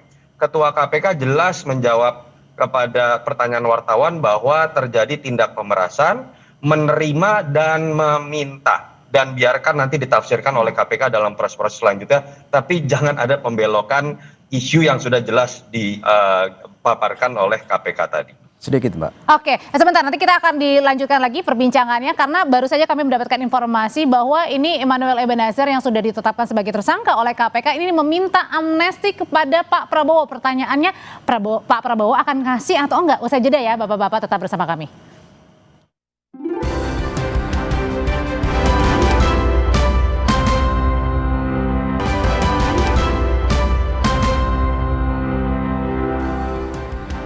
Bang David, sebagai salah satu orang yang dekat dengan Bang Noel, kenapa Bang Noel ini meminta amnesti kepada Pak Prabowo? Padahal ini kasusnya baru ditetapkan sebagai tersangka, belum ada pembuktian di persidangan. Itu kan kembali kepada Bro Noel ya. Artinya mungkin kacamata Noel melihat bahwa kemarin kasus Hasto, kasus Lembong itu Presiden mengeluarkan pengampunan, mungkin dia ingin mengimbangi juga bahwa saya juga dong diberikan kan sebagai orang yang mendukung. Tetapi itu kembali kepada Bro Noel. Yang saya mau katakan gini Mbak. Pertama, case ini harus dijadikan pelajaran bagi publik Indonesia bahwa beri ruang dan kepercayaan kepada lembaga penegak hukum sekelas KPK, Kejaksaan, Kepolisian. Karena apa? Kemarin ya, ketika kasus Tom Lembong, ketika kasus Hasto, itu seolah-olah KPK, Kejaksaan itu salah. Di mata publik seolah-olah ini kriminalisasi, bahkan muaranya dilarikan ke Jokowi. Itu ketika kelompok sebelah yang melakukan pelanggaran. Nah sekarang Noel dipersepsikan sebagai orang dekat Jokowi. Jokowi artinya lagi apa? disalahkan. Artinya apa yang dilihat? Artinya apa? Seolah-olah hukum bisa dikendalikan oleh seorang Jokowi. Itu yang salah besar.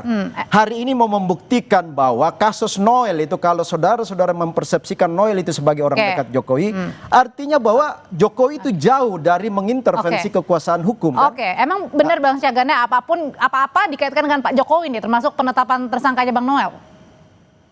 Ya bukan apa-apanya, kan tadi kan kita lihat seperti Pak Yunarto, saya sama bahwa memang dalam kasus korupsi itu kita harus juga melihat aspek budaya. Kan gitu, bahwa budaya korupsi itu memang tumbuh subur berkembang di era Jokowi. Ini carry over, baik sistem orang-orangnya.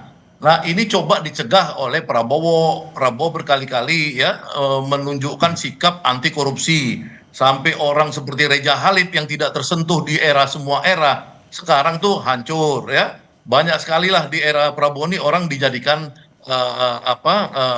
tersangka ya, yang selama di era Jokowi itu enak-enak aja. Jadi ini budaya ya, budaya pemaafan, permisif, proyek fiktif, semua itu berkembang di zaman zaman Jokowi. Bahkan itu wakil deputi PK Pahala Nainggolan dulu mengumumkan bahwa korupsi di era Jokowi itu sudah sampai rata-rata 50% itu uang yang hilang dalam proyek-proyek itu. Ya termasuk proyek MBZ itu pakai nama Sultan MBZ aja dikorupsi 500 miliar. Ya semua dikorupsi di zaman itu. Nah, kita sekarang pertanyaan tafsirnya apa nih? Tafsir kita mau lihat apa? Apakah kemudian bahwa ini saatnya buat Prabowo untuk membersihkan diri, cuci gudang, kembali kepada zakon kabinet. Jangan lagi bersandar pada tekanan-tekanan Jokowi, ya menitipkan orang-orang yang sampai belasan orang-orang yang masih setia pada Jokowi di kabinet Prabowo. Dan ini juga semakin menegaskan bahwa Pak Prabowo. Tapi kalau mau titip orang, titiplah orang yang memang integritasnya itu ya bisa diuji, betul-betul dia itu tidak lagi mikirin cari uang itu loh, seperti Noel ini gitu. Nah, Bang, kalau gitu apakah ini juga penegasan bahwa Pak Prabowo ini tidak terikat ya dalam tanda kutip ya, meskipun ada jasanya begitu, artinya bisa lepas gitu dari bayang-bayang Pak Jokowi, termasuk tadi ya dengan segala macam permasalahan kalau hukum yang dulu. Saya lihat ketika KPK hampir ya, atau saya nggak tahu, saya lupa itu soal Yakult ya, dana haji itu, yang triliunan itu dikorupsi sama Menak, Yakult ini. ex-Menak maksudnya? Kemenak itu, ya itu orangnya Jokowi, kemudian Noel orangnya Jokowi, ya banyak sekali orang-orang Jokowi ini nanti akan diproses. Itu bisa jadi bahwa Pak Prabowo memang sudah menunjuk bahwa dia itu presiden real. Nah, mudah-mudahan ditindaklanjutin pada saat 20 Oktober itu ada reshuffle kabinet besar-besaran. Ya, semua orang-orang yang tidak kabel dan tidak punya ideologi yang sama dengan presiden, ideologi utama adalah anti korupsi, ya singkirin aja. Itu aja pesan saya kepada pemimpin bangsa ini. Kalau gitu Mas Toto, pertanyaan terakhir adalah gimana caranya juga membedakan bahwa hukum memang harus ditegakkan, yang salah kemudian juga harus diproses, tapi tadi ya bukan karena siapa, belakangnya siapa, backingnya siapa, kemudian akhirnya harus dituju kepada orang itu. Singkat aja. Waktu yang akan menjawab, Audrey. 10 bulan kita nggak bisa menilai bahwa ketika kemudian ada beberapa orang yang berasal dari rezim Jokowi, dianggap dekat dengan Jokowi, terkena masalah, itu poin yang harus Pak Prabowo kemudian lihat secara sistemik. Apa sih artinya bahwa ketika ada ratusan triliun kerugian negara dalam beberapa kasus besar yang terjadi pada masa rezim sebelum, artinya Pak Prabowo ya sudah, ketika berbicara mengenai keberlanjutan, sebatas pada sistem yang baik saja yang sudah dijalankan, tapi bukan mempertahankan sistem yang kemudian terbukti dalam kasus hukum, terbukti harus diperbaiki. Yang kedua, kesadaran bahwa politik akomodatif itu ternyata sering berbuah buruk, seperti apa yang terjadi pada Noel. Harusnya Pak Prabowo belajar dari masa Pak Jokowi. Ketika ada 5 menteri, itu semuanya adalah menteri yang berasal dari politik akomodatif dan bukan menteri yang berasal dari latar belakang zaken atau teknokratis. Itu yang saya harapkan ketika Pak Prabowo punya ambisi besar, bisa dimulai dari keberanian Pak Prabowo untuk tanpa beban melakukan itu, tidak terikat oleh siapapun, termasuk oleh mantan presiden. Saya pikir klop yang disampaikan Bang Narto ya. Jadi memang Pak Prabowo ini lagi menegaskan bahwa equality before the law itu harus ditegaskan. Dan memang beliau tetap berkaca pada peninggalan Pak Jokowi, bahwa yang disampaikan Bang Narto tadi ya, bahwa Jokowi orang dekat, orang jauh ketika zamannya itu semua disapu ketika dia melakukan pelanggaran korupsi. Jadi sangat salah opini bangsa ganda tadi. Dan Prabowo kita yakin bahwa dia menentukan kabinet berdasarkan independensi sebagai seorang presiden. Prabowo menentukan kabinet tanpa intervensi siapapun. Prabowo seorang presiden yang sangat kuat, strong leadership. Jadi jangan selalu apa-apa larinya ke Jokowi. Sangat salah itu bangsa ganda. Tetap dikawal kasusnya pasti ya. Ya, kita kawal masing-masing ya. Dan percayakanlah kepada lembaga hukum. Apalagi minta amnesti. Masa Anda setuju Noel minta amnesti? Siapa yang setuju? Menyamakan amnesti Noel dengan Tom Lembong dan Hasto. Baik, sudah kita tangkap. Hasto tuh urusan cuman nukar orang. Itu kembali pada kebijakan seorang Presiden Prabowo. Presiden Prabowo adalah seorang negarawan sudah kita tangkap Bapak-bapak. Beliau pasti akan mengambil keputusan sesuai dengan akal sehat beliau, gitu. Sudah kita tangkap semuanya. Noel kok kenapa menyamakan Noel baik amnesti? Enggak boleh. Jadi Bang Saganda jangan dikit-dikit Jokowi yang salah, Bang. Salah besar itu. Terima kasih Bang David, terima kasih Mas Toto, terima kasih, selamat malam semuanya. Makasih. Bang Saganda. Terima kasih Bang Saganda, Mas Toto. Makasih. Informasi tadi sekaligus menjadi penutup perjumpaan kita di Sapa Indonesia Malam. Kami ingatkan Anda untuk jangan lupa mencukupi kebutuhan air mineral setiap harinya dan rasakan kesejukannya. Saya Audrey Chandra dan juga Tifa Solesa. Pamit, terima kasih, selamat malam. Sampai jumpa lagi. Terima kasih.